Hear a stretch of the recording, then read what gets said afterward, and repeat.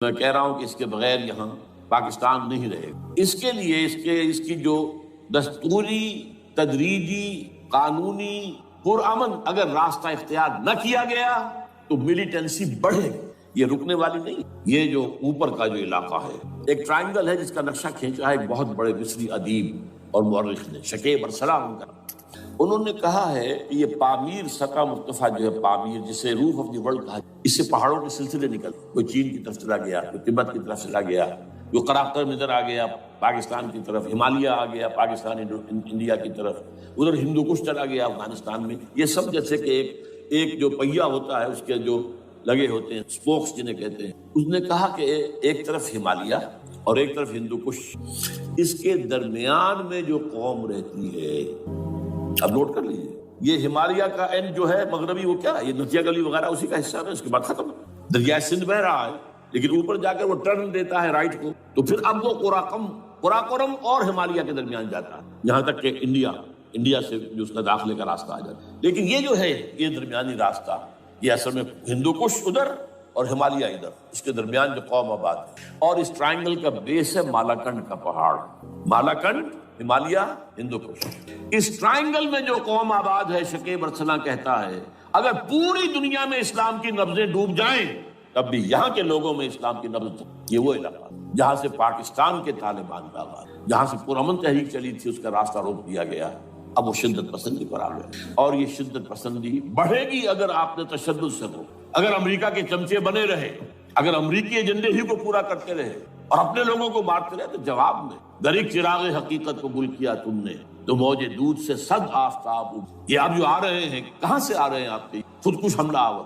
یہ وہی ان لوگوں کے رشتہ دار ہیں نا جو امریکی بمبارڈمنٹ میں مارے گئے، کتنے ہیں جن کے بچے ختم، بیٹے مر گئے۔ یہ جو ہمارے ہاں ایک کمانڈوز کے کیمپ کے اوپر جو حملہ ہوا تھا اور خودکش بمبار، جس سے کہ شاید 18-19 بہترین آپ کے کمانڈوز ختم ہوئے تھے، وہ کون تھا؟ وہ خود کمانڈو تھا، اندر کوئی اور تو جا ہی نہیں سکتا تھا، یہ کمانڈوز کا کیمپ تھا، اور اس کے میس میں لوگ کوئی جا سکے، وہ خود کمانڈو تھا۔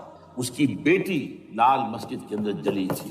اب آپ اندازہ کیجئے کہ اس کے دل میں جو کھول رہا تھا اس نے اس کو ٹھنڈا کیا خود جان دے کر، تو یہ جان لیجیے۔ ادھر باجوڑ میں حملہ ہوا تھا، ادھر جو ہماری ملٹری پریڈ کے اوپر حملہ ہو گیا، تو یہ بات رکے گی نہیں۔ اور یہ ظاہر بات ہے کہ اب شمال سے لے کر نیچے تک کی بات ہے، وہاں پر بھی میں نے شروع بھی کہا تھا یہ خطرہ حقیقی ہے، غیر حقیقی نہیں ہے، وہمی اور خیالی نہیں، اس لیے کہ اب جو اس علاقے سے جا رہے ہیں ہجرت کر کے کراچی، وہی ان کی جگہ ہے، وہیں پر ان کے رشتہ دار ہیں، محسود ہیں، وزیری فلاں ہے، یہ ہے وہ ہے، وہاں وہ جا رہے ہیں۔ اور وہاں پر بھی ظاہر بات ہے کہ جو کچھ ہو رہا ہے افغانستان میں اور جو کچھ ہو رہا ہے شمال سرحدی صوبے میں، اس کا ایک تسلسل ہوگا۔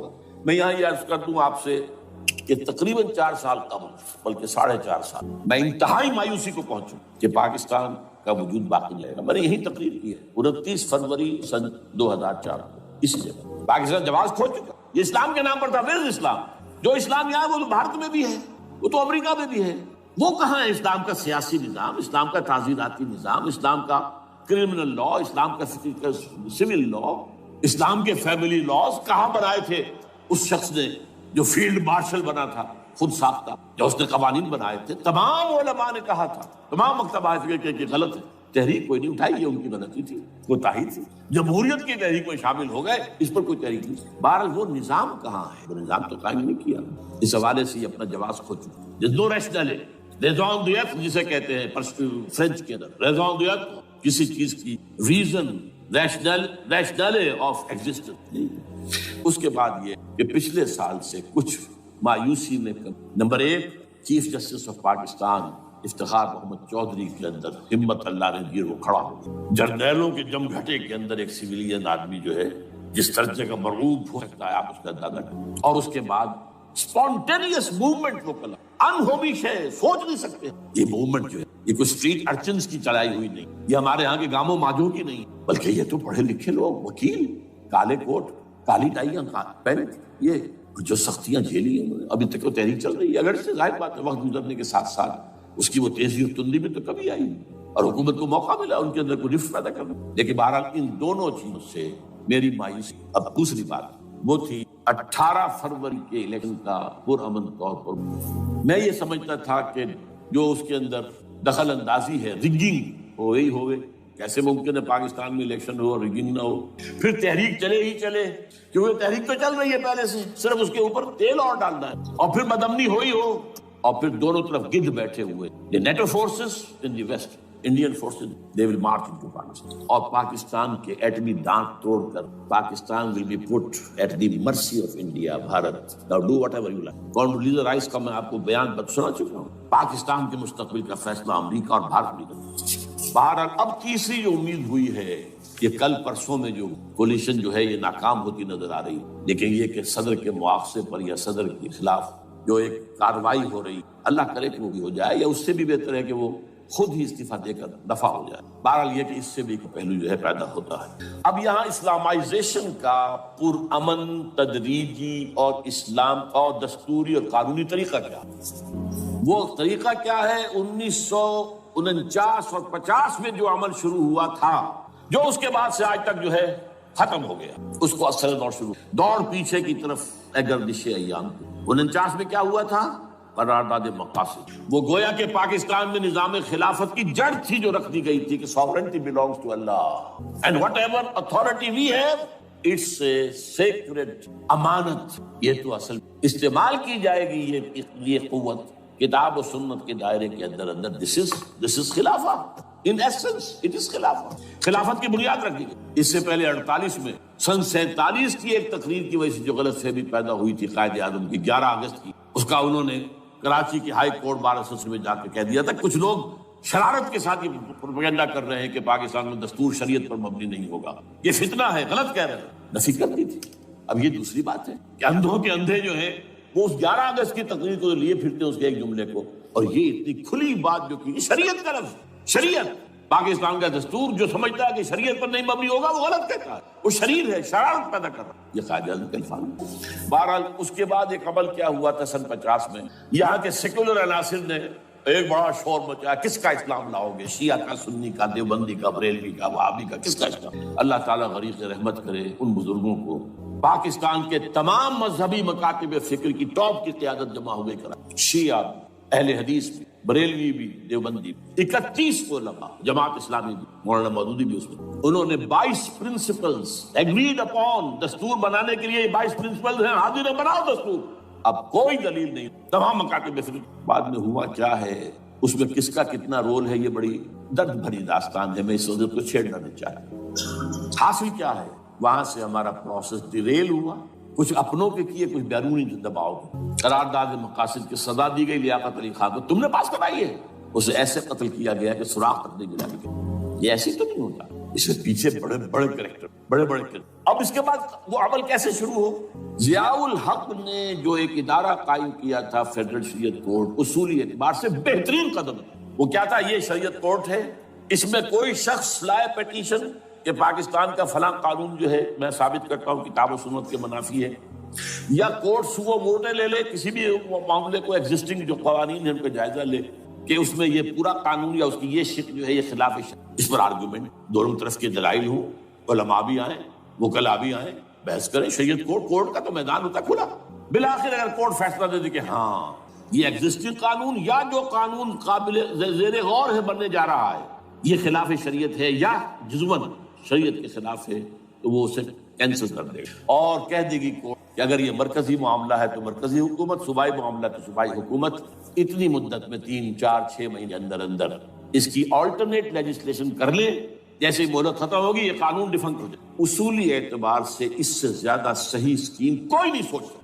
آج بھی میں قائل ہوں، لیکن یہ بدبختی تھی اس شخص ضیاء الحق، اس کو بالکل غیر مؤثر کر دیا، 2 ہتھکڑیاں پہنا دی، 2 بیڑیاں۔ کانسٹیٹیوشن آف پاکستان آپ کے دائرے کار سے خارج ہے، یہ سیکریٹ کاؤ ہے، ہاتھ نہ لگانا۔ جو جوڈیشل پروسیجرل لاز ہے، ضابطہ دیوانی، ضابطہ فوجداری، یہ بھی تمہارے دائرے سے خارج ہے۔ مالی معاملات 10 سال تک خارج، اور فیملی لاز مستقل خارج۔ انا للہ و انا۔ اب کرنے کا کام کیا ہے؟